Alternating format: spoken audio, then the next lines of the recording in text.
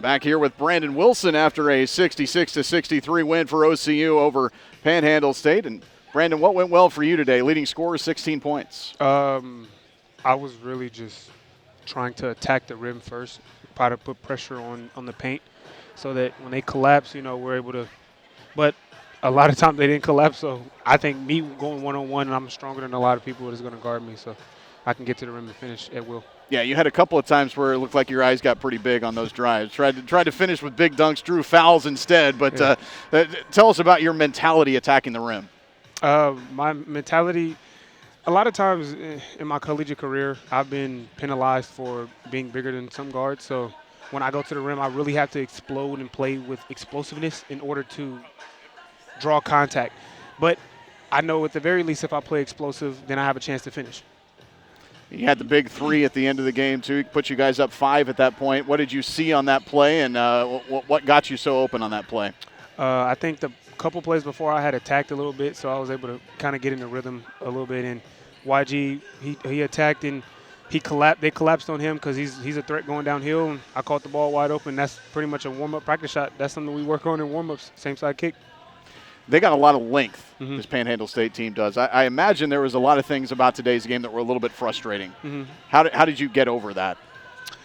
I think it's just experience. Being a collegiate player, being in my junior year, I've seen the highs, the lows, the biggest of the biggest, the shortest of the shortest.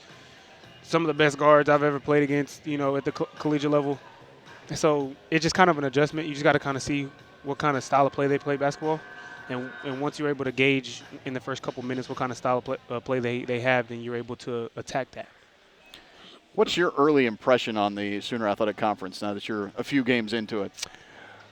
Oh, this is easily one of the best conferences overall I've ever played in. A lot of conferences are usually top-heavy, and it's like the first 3 or 4 teams are usually the better teams by a landslide. But in this one, even the bottom schools, you could very well slip up and take a loss to. And that Panhandle team, they're actually pretty good.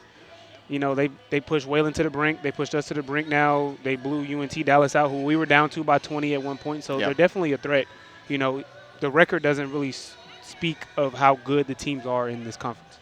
What about the schedule? Because the schedule leading up to this point has been brutal, leading into the break and then after the break coming right back into it. So how have you guys handled that? I think we've handled it pretty well. I know there's a few slip-ups that we had and a couple losses that we took we didn't want.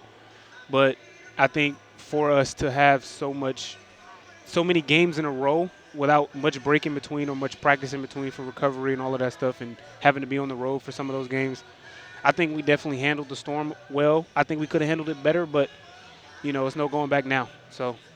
Well, congrats on this one. It was a big one. We'll get ready for Saturday. Thank you. I appreciate you. 66-63, OCU gets a win. That's Brandon Wilson here post-game with us, and that'll do it for us. And we will talk to you on Saturday as OCU will take on Wayland Baptist in a 2-4 doubleheader with the women tipping off at 2 o'clock. Stars get the win on both ends of the doubleheader today. The big win for the women's team earlier today, and then the 66-63 victory for the men's team in the nightcap. So that'll do it for us. We'll talk to you next time, OCUsports.com.